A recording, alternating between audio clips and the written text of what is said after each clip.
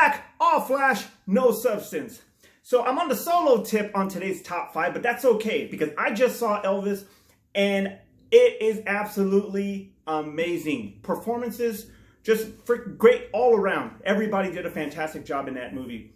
But it started getting me thinking as far as performances in musical biopics. Now, we actually had the top 5 bios, I want to say, long time ago, but never performances. So I wanted to get into those performances. Now, obviously, you're going to disagree with me on some things, and you're going to feel like there's some things that should have been in the top 5. Trust me, they would definitely be in the top 10 if I had my way here, because Terrence won't let me do it. So anyway, so here we go. Top 5 music performances or performances in music bios. I'll get that right, T. All right, number 5. I'm going to start with Lou Diamond Phillips in La Bamba. Man, okay, nobody ever heard of Lou Diamond Phillips. And this was back in, what, 87, I want to say? And he came out and, you know, I think honestly that a lot of people forgot about Richie Valens too. But when he came out, him, Esai Morales, Elizabeth Peña, you know, Joey Pants, everybody, they killed it in this movie. Taylor Hackford, I believe, was involved in this movie, and they didn't miss a beat. Los Lobos did a lot of the music for Richie in the as far as the updated version of some of the songs, and they were fantastic. There's nothing about this movie that I don't like. This is, to me, one of the most perfect movies as far as music bios. It has a blend of everything. Esai Morales, he brings that levity with the comedy, but he's also very, very emotional, and he shows great range. And then Lou Diamond Phillips as Richie Valens. I'm talking like, you know, I'm talking an innocence, a love of music, a love of Donna. You know, he just brought it emotionally. His vulnerability in that movie, he was just fantastic. Obviously, that was a star-making performance. And yeah, never look back. La Bamba, number 5, Lou Diamond Phillips. Number 4, Angela Bassett. What's love got to do with it? Man, nobody could embody Tina Turner the way Angela Bassett did. And obviously nobody could do what Lawrence Fishburne did as Ike Turner. But her performance, she brought it. The energy, the movements, everything that Tina was all about, she brought it. And I'm talking about feminine power personified. That's what to me, what Tina Turner stands for, you know, just in general, because of her ability to stand up to abuse, to break free, to make a name for herself. I know she kept Turner, but it's all right. Who cares? It's her name. It was just absolutely perfection with her performance. Angela Bassett owned that role. She killed that role. She was nominated for an Oscar for that role, and it's a damn shame she didn't win. But damn it, she was phenomenal. Number 3, I'm gonna go with Rami Malek. And here's the thing about Rami Malek is that you know, everybody got some, you know, in that whole Mr. Robot role, and you know, I get it. But to expand his range as Freddie Mercury in Bohemian Rhapsody, it was just phenomenal. I mean, he absolutely embodied everything about Freddie Mercury. And you're going to hear this again probably in 1 and 2. But he was just perfection in this role as well. So much so that in every other film after this, he's basically Freddie Mercury. So I don't even know if he can turn it off. But he was absolutely magnificent in this movie. Now, a lot of people say that Bohemian Rhapsody got a lot of things wrong, and you're probably right.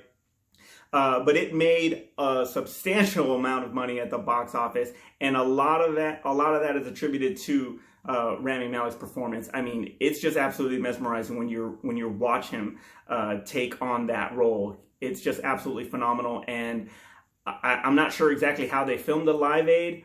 But I'm sure that if they did have it in front of a live audience, he killed it because he was absolutely just phenomenal in that. Freddie Mercury, in general, as a persona, as a performer, was amazing. And to replicate that as close to as possible as the way Rami did, you just can't beat that. So Rami Malek, number 3. Number 2! Now, a lot of y'all are going to say that I'm prisoner of the moment. And that's okay, because more than likely you're probably right. But Austin Butler as Elvis Presley, you just can't beat that. I mean, you had Kurt Russell in '79, who was, I want to say, 3 years He was 27 years old, 3 years after Elvis's death. John Carpenter, I believe, directed that movie after Halloween. Yeah, a little after Halloween. So, and obviously Kurt Russell's amazing, but what Austin Butler did in this movie, for there being such a time jump, you know, as far as the last time we really saw a bio on Elvis to now, and to, again, much like Rami Malek, replicate the persona, the both on stage and off stage spirit of Elvis it's just amazing to me how well Austin Butler did this. And we're talking about he's a pretty young guy.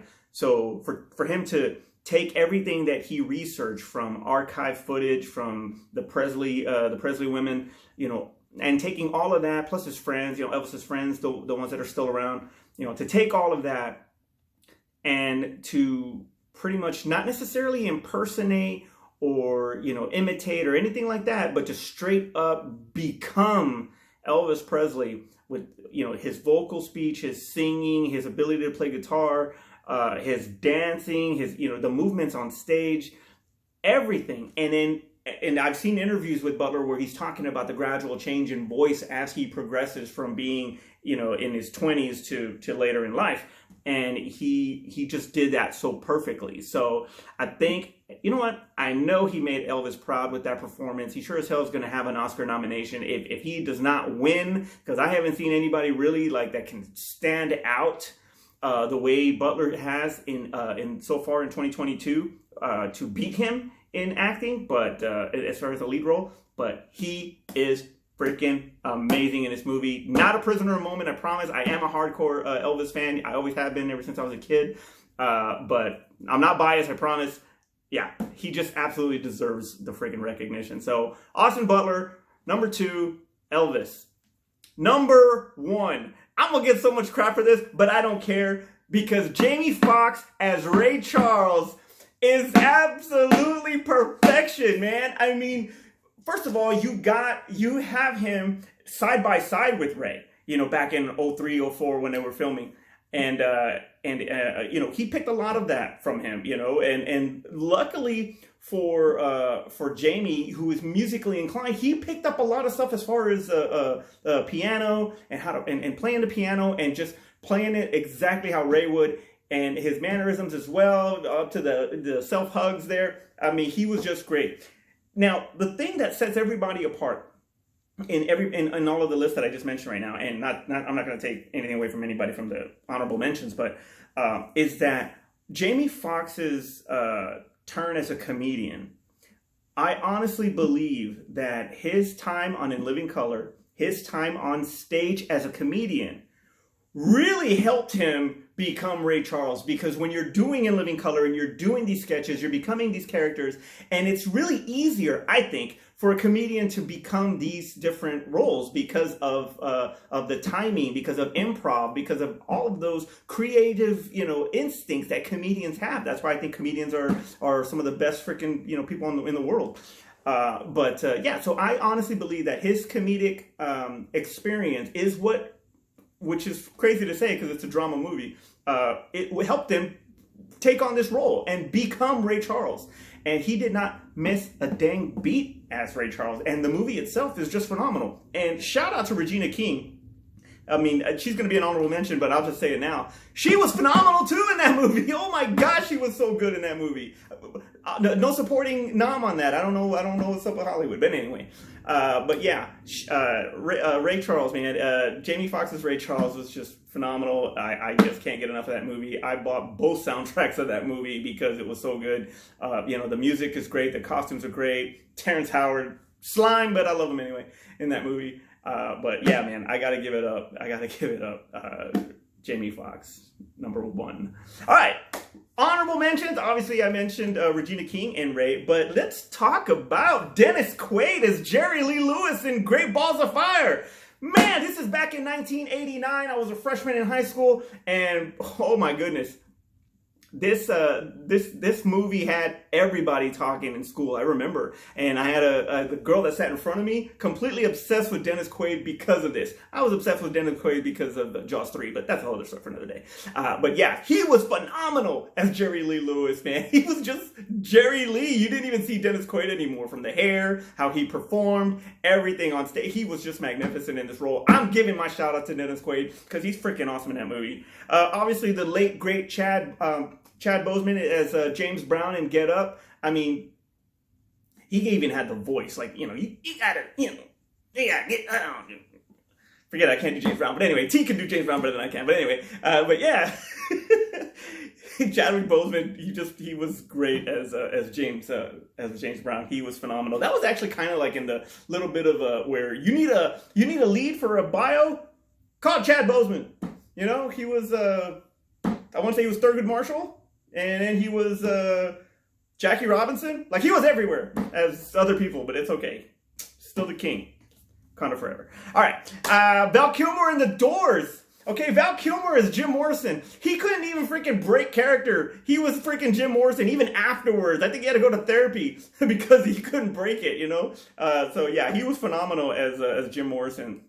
Obviously, you want to go deep old school with Sissy Spacek as Loretta Lynn in Coal Miner's Daughter. Also a great performance. Won an Oscar for that, by the way. Taron Egerton as Elton John in Rocket Man. He was freaking awesome in that movie. Jamal Woodward as the Notorious B.I.G. in Notorious. Not bad. Not bad, actually. He was, I think he played Notorious B.I.G. in another film, too. He was so good. Jennifer Hudson as Aretha Franklin in Respect. Got to give her love for that. Snubbed completely, and Academy, you should be ashamed of yourself for that. Diana Ross in Lady Sings the Blues. So you have one icon playing another icon and just doing phenomenal. She played Billie Holiday in Lady Sings the Blues, so Diana Ross definitely gets that. Forrest Whitaker, I want to say he was Charlie Parker in Bird. Dude, you need to check out that movie. It was really good. Joaquin Phoenix is Johnny Cash. Now, everybody says that, hey, that's Ray with white people. It doesn't matter. That was a really good movie, and Joaquin Phoenix was awesome. Well deserved of his award. He was absolutely amazing. And last but not least, I am going to actually, you know what? Second to last but not least, I'm gonna give it up for Jason Mitchell. Jason Mitchell as Eazy-E and O'Shea Jackson Jr. in as his father, actually, Ice Cube in Straight Outta Compton. Those two performances from O'Shea doing No Vaseline. I know it was lip sync, but it's all right. But him doing No Vaseline to just Jason Mitchell in every scene he was in, he just stole the damn movie. Why was he not, nominated Academy? What's going on with y'all? But he was phenomenal in that movie, so shout out to him. And last but not least is Tom Hulce as Amadeus. Tom Hulce as Amadeus was just amazing. Obviously F. Murray Abraham got the Oscar for Amadeus. That's okay. But Tom Hulce, he was Amadeus. He was phenomenal. He was hilarious in that movie. I loved everything about his performance in that movie. And honestly, if it wasn't for La Bamba and my Latin, faith there, he'd be in the top 5. But sorry, got to go with Richie first. So yeah, so put the comments down below. Tell me, tell T, tell all of us what your favorite performances is in musical bios. Or did I get it right? Do you agree with my top 5? Do you not agree with my top 5? I don't know. Either way, for Terrence and Carla and Aspen, where the hell they're at, and Art too, Manny, and we will see you next time.